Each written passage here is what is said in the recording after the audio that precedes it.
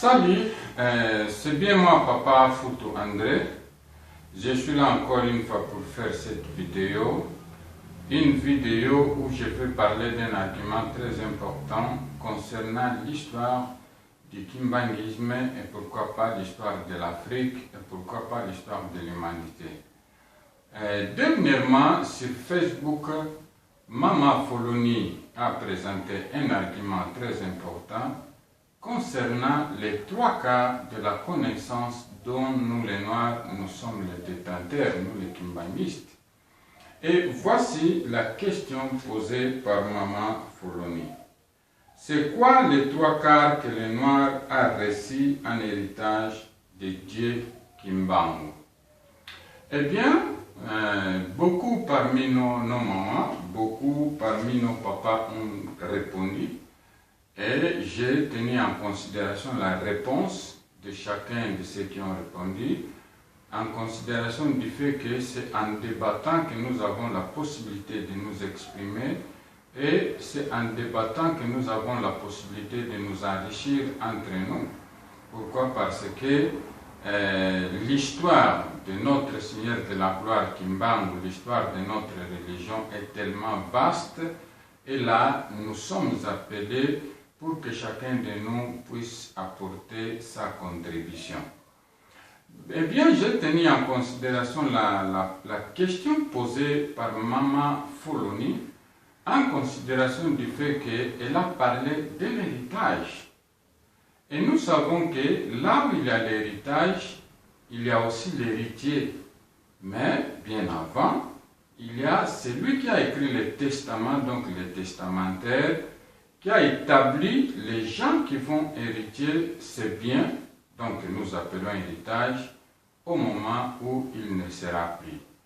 Et nous savons que l'héritage dont Mama Foloni a parlé nous amène justement Banzansanda le 10 septembre 1921, 2 jours avant son arrestation, notre Seigneur de la gloire, Mossi Simon Kimbangu Kyakukia, nous avait promis la connaissance spirituelle, la connaissance scientifique et la connaissance politique. Eh bien, moi aussi, je vais donner ma réponse, mais bien avant de donner ma réponse, je vais faire une précisation pour dire que moi, jusqu'à 2015, je n'étais pas kimbanguiste.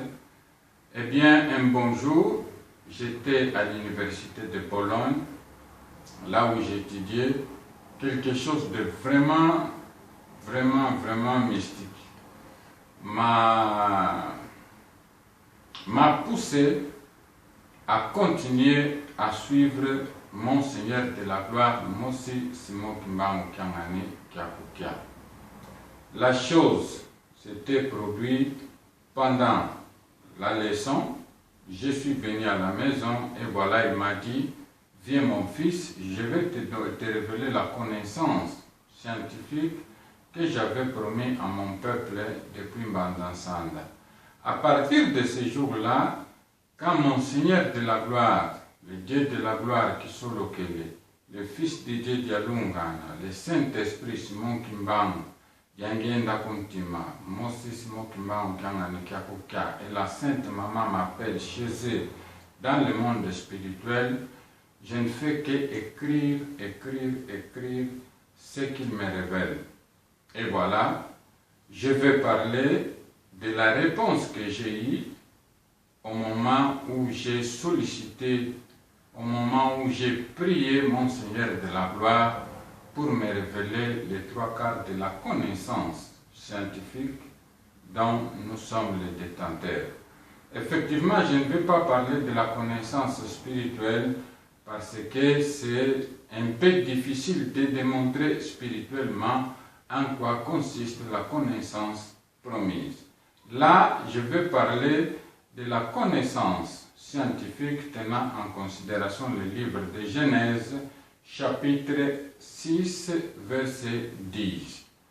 Effectivement, dans le livre de Genèse, chapitre 6, verset 10, nous lisons que Noé avait 3 fils, Sem, Cam et Japhet.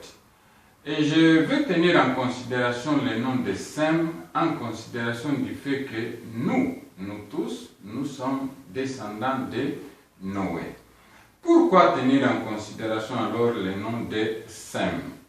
Dans la langue Kikongo, il y a un mot sacré qui s'appelle un Semi.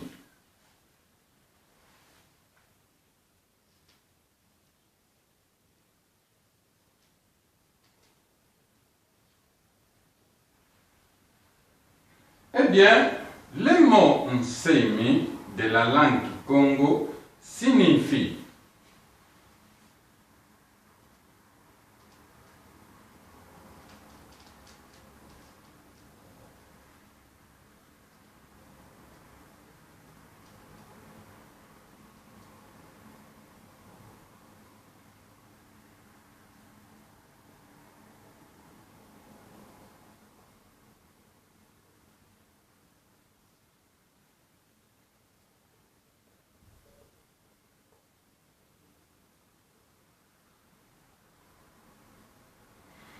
Eh bien, là, j'ai tenu en considération 4 langues européennes. Donc, semer en français, donc le mot semi de la langue Kikongo signifie semer en français, semiadore en portugais, seminatore en italien et sembradore en espagnol. Pourquoi j'ai tenu en considération d'un côté les mots semi de la langue Kikongo et d'autre côté les 4 mots des 4 langues qu'on parle en Europe? Pourquoi? Parce que les linguistes européens font ce qu'on appelle comparaison linguistique. La comparaison linguistique le font. Pourquoi? Parce qu'ils sont en train de chercher la langue d'origine pour établir quelle est la langue qui a prêté quoi à d'autres langues et quelle est l'influence que la langue en question, donc la langue d'origine, a eu par rapport aux autres langues. Dans le livre de Genèse, par exemple, nous lisons que, Genèse chapitre 11, nous lisons que auparavant il y avait une seule langue. C'est après la chute de Babel que les autres langues se sont manifestées sur la terre. Et alors, si par exemple nous tenons en considération le Kikongo, nous savons qu'en langue Kikongo, le mot Baba signifie miwe. Mais si par exemple nous disons Babila, cela veut dire quelqu'un qui est en train de tâtonner. Donc le mot Babel que les Européens cherchent, la langue d'origine que les Européens cherchent pour comprendre quelle est la langue qui a influencé l'histoire, qui a influencé la chance de l'humanité, c'est bien la langue Kikongo. Là, le mot Babel vient du mot Kikongo, donc le mot mère, c'est le mot Baba, et le mot, comment dirais-je, dérivé, c'est le mot Babila, donc Babel. Alors, si par exemple nous faisons une analyse concernant le Kikongo Nsemi et les autres langues, nous voyons que dans chaque langue, le préfixe, donc le préfixe c'est la partie du mot qui reste fixe, nous voyons que le préfixe est le même, sem, sem, sem, sem. Raison pour laquelle beaucoup des Occidentaux disent qu'ils sont les descendants de Sem. Et alors, nous devons tenir en considération que le mot Nsemi, c'est un mot de caractère exclusif qui concerne exclusivement Dieu. Pour le peuple Congo, Nsemi, c'est Nzambi. Nsemi, c'est Dieu qui a semé tout ce qui existe. Voilà la raison pour laquelle Noé avait nommé son fils Sem. Pourquoi? Parce que, vu que le nom de Dieu est de caractère exclusif, le Dieu, qu'il soit appelé Nsemi, tandis que le Fils de l'homme soit appelé Sem tout court. Mais, par exemple, quand nous faisons la formation des phrases, nous savons que dans une phrase, nous avons le sujet et ensuite nous avons les verbes. Donc les verbes, c'est la parole avec laquelle nous manifestons l'action posée par le sujet, le protagoniste. Alors, quel est le mot de la langue Kikongo que nous devons tenir en considération plutôt pour établir l'alliance, pour établir la liaison entre le protagoniste, le sujet donc, et l'acte qu'il a posé. Donc le mot de Kikongo que nous devons tenir en considération, c'est celle-ci.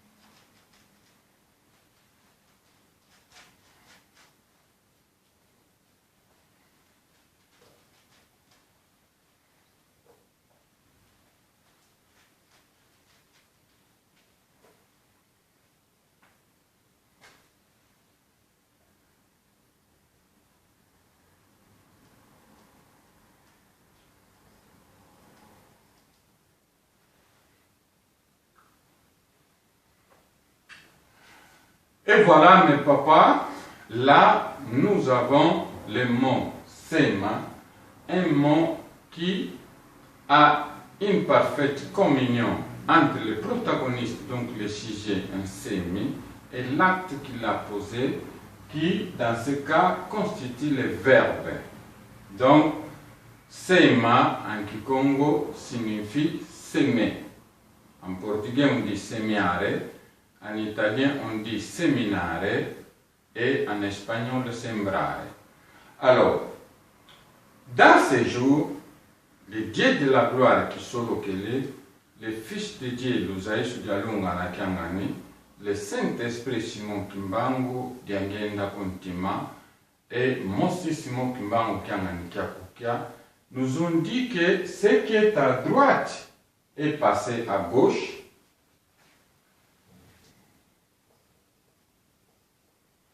et ce qui est à gauche est passé à droite. Et voilà, mes papas, mes mamans, nous avons des mots complémentaires. Le mot sema, semer, et le mot masser. En Kikongo, le mot masser signifie l'eau. Donc, c'est en ayant l'eau et que nous avons la possibilité de pouvoir s'aimer. Sans l'eau, nous n'avons même pas la possibilité de penser à s'aimer. Donc, dans ce cas, nous voyons que le Dieu de la gloire avait s'aimé en utilisant l'eau. Nous savons aussi que dans l'acte de la création, le Dieu de la gloire avait tenu en considération les 4 éléments fondamentaux. Il s'agit de la terre, il s'agit de l'air, il s'agit du feu et de l'eau. Dans ce cas, nous sommes en présence de l'acte posé par Dieu et nous sommes en présence de l'eau avec laquelle il a semé tout ce qui existe. Eh bien, mes frères, une chose très importante que nous devons tenir en considération, c'est ce que les mots sacrés des peuples Congo, les mots sacrés des peuples kimbanguistes, se développent sur la croix pour faire un mouvement cyclique. Pourquoi cela? Les Blancs, les Européens, ont une seule orientation spirituelle et un seul mouvement dans le plan des mots sacrés. Si par exemple nous tenons en considération le mot sème, voilà, nous avons un seul mouvement qui se développe de gauche vers droite, donc du deuxième au premier cadran, sème. Et leur pensée, leur parole, leur sens spirituel termine là-bas. donc du deuxième au premier cadran. Tandis que nous avons les 4 mouvements qui se développent sur la croix. Là où notre Seigneur de la gloire qui sorokile, Dialungana, Diangenda Kuntima, et la Sainte Maman ont trouvé la mort. Donc, du deuxième au premier cadran, nous avons Sema, mouvement progressif. Et vu que le mouvement n'est pas linéaire, et voilà le mouvement contraire, Sema, du 4e au 3e cadran. Et vu que nous n'avons pas un seul mouvement linéaire, voilà Sema du 2e au 3e cadran, et enfin Sema du 4e au 1er cadran. Et si nous tenons en considération le mot massé, encore une fois, nous aurons les 4 mouvements contreposés qui se développent toujours sur la croix, les symboles de la connaissance sacrée, les symboles de la connaissance scientifique de notre Seigneur de la gloire, Mosi Simon Kimbangu Kiangani Kiakukia.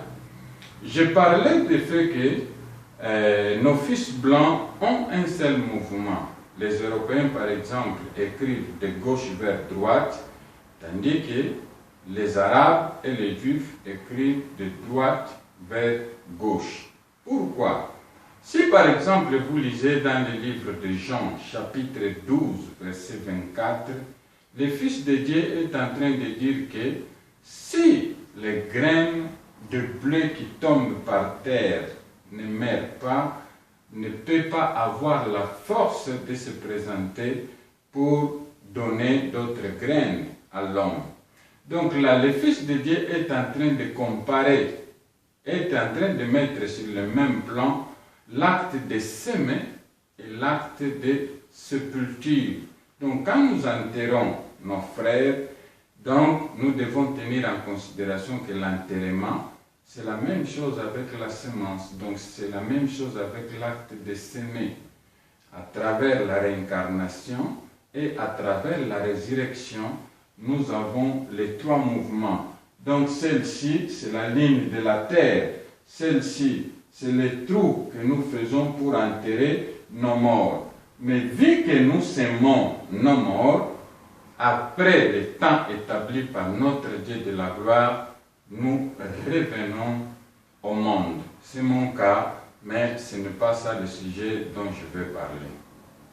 Eh bien, mes frères, nous avons parlé du sujet, le protagoniste Nsemi. Nous avons parlé de l'acte qu'il a posé à travers le verbe Sema, et nous avons parlé aussi de masser, l'élément qu'il a utilisé pendant la création. Est-ce que le protagoniste en question, c'est vraiment notre Seigneur de la gloire, Simon Kimbangu? Voyons alors.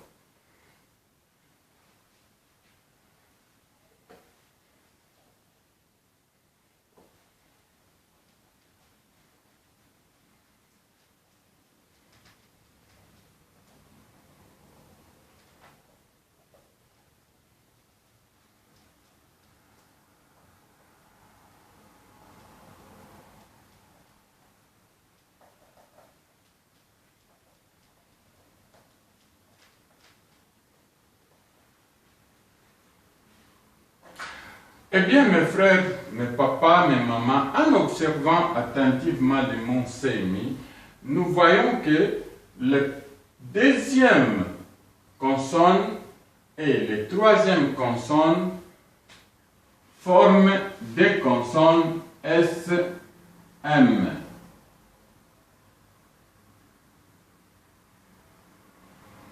Et là, nous avons les noms de notre Seigneur de la gloire, Simon. Si par exemple, nous observons le verbe Sema qui manifeste l'acte posé par notre Seigneur de la gloire, Simon, nous voyons que là aussi, nous avons les mêmes consonnes.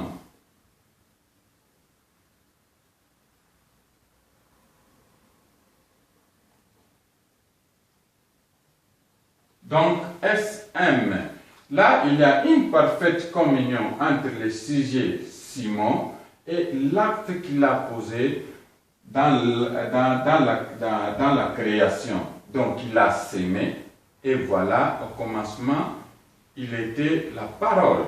Donc, la parole du commencement que nous, en tant qu'humanistes, nous devons tenir en considération, c'est juste le mot sémi, qui fait une parfaite communion avec le mot Simon, donc le nom de Dieu de la gloire.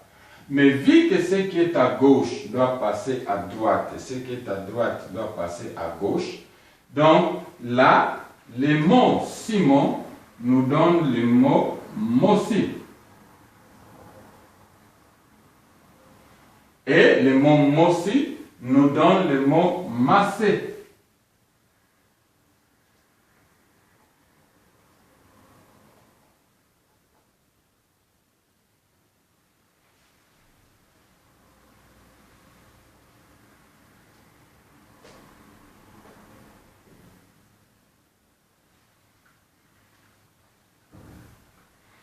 Donc, ici, dans chaque raisonnement que nous sommes en train de faire, nous voyons que les syllabes s'invertent par rapport au sujet pour nous donner les, comment dirais-je, le complément direct, si nous pouvons dire cela, ou bien le complément d'objet. Donc, SEMA, SM, Massé, MS. Simon, SM, Mossi, MS. Donc, c'est lui le protagoniste qui a créé tout ce qui existe. Mais pourquoi il a consacré Noé pour donner le nom de Sem à son fils? Il l'a fait, pourquoi? Parce qu'à la fin des temps de l'histoire de l'humanité, le Saint-Esprit allait nous révéler cette connaissance, Sema, Massé, pour établir l'alliance, pour établir la liaison, pour établir donc l'héritage entre lui en tant que donneur de l'héritage et nous en tant qu'héritiers, en tant que son peuple. Donc, nous allons continuer pour dire une chose très importante.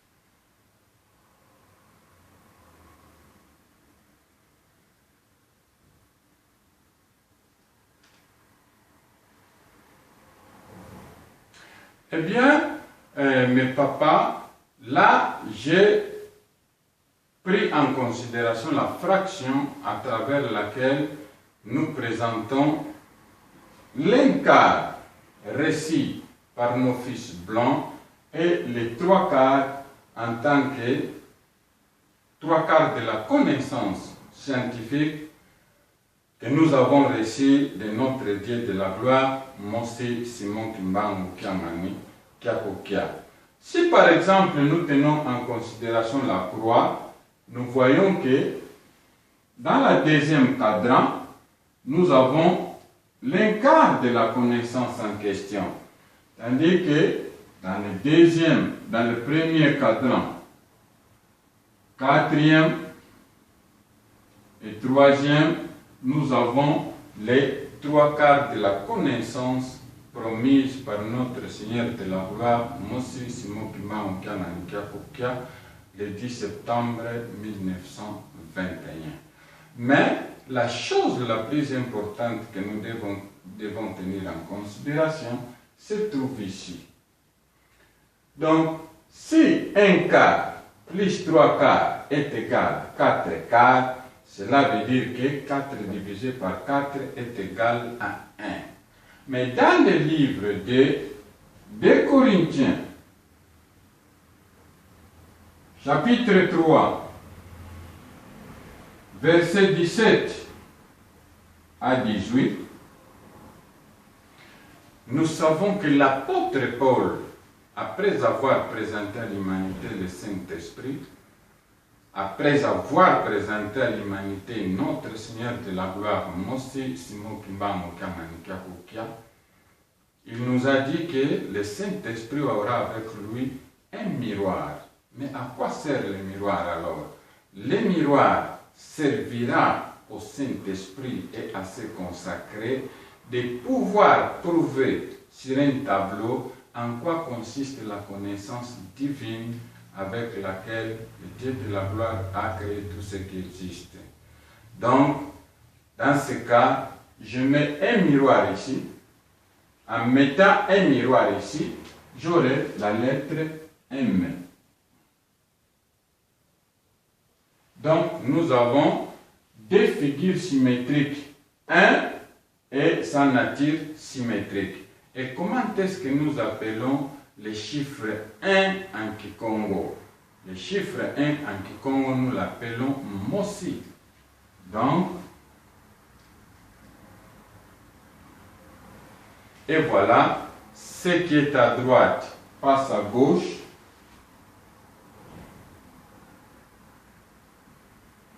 Et ce qui est à gauche passe à droite.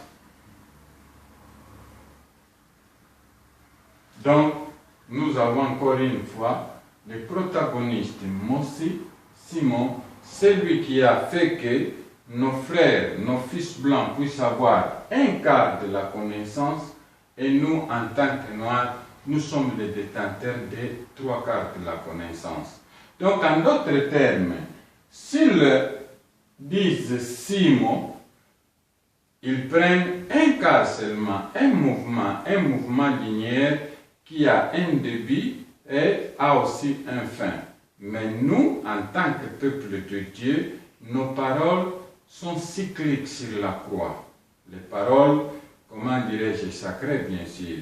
Donc, ils ont un début, un fin, un début, un fin, dans le mouvement progressif de gauche vers droite, deuxième, premier cadran, mouvement régressif de droite vers gauche, quatrième, troisième cadran, mouvement ascendance du quatrième au premier cadran, mouvement descente du deuxième au troisième cadran. Voilà, mes papas, en quoi consistent les 3 quarts de la connaissance scientifique dont nous sommes les détenteurs. Dans les vidéos qu'on a fait avec Papa Adeito, Papa Adeito, ciao.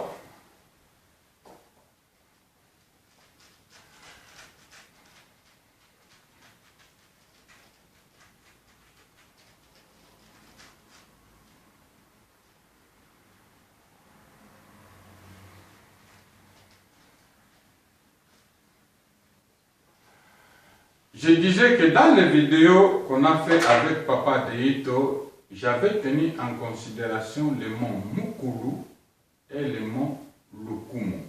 Mais à partir du mot Mukulu, nous avons pris un mot très important, lequel le mot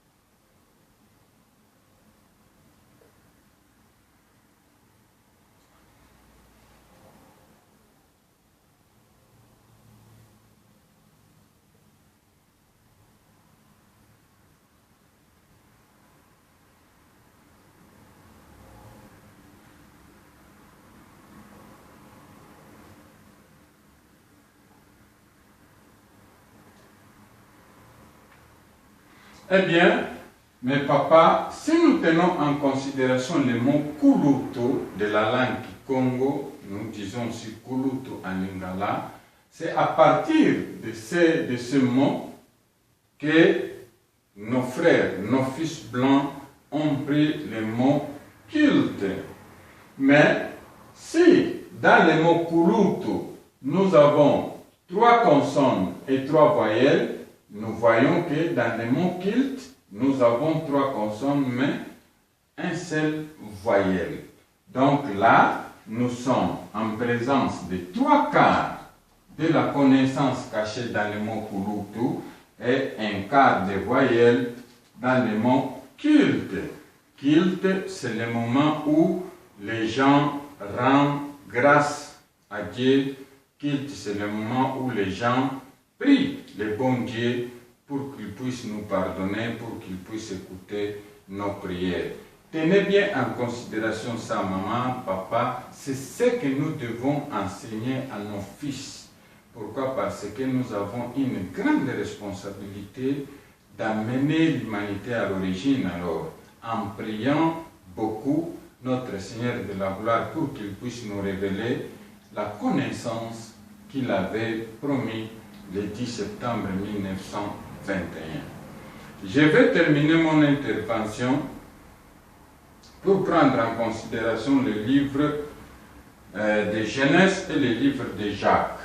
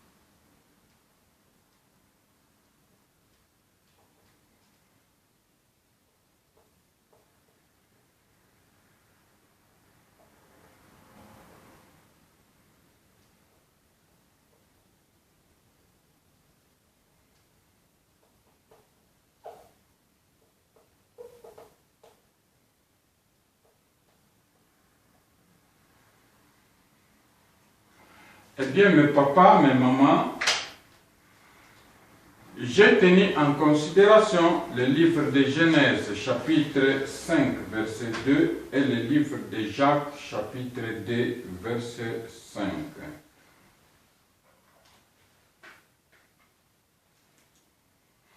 Dans le livre de Jacques, chapitre 2, verset 5, nous lisons ceci.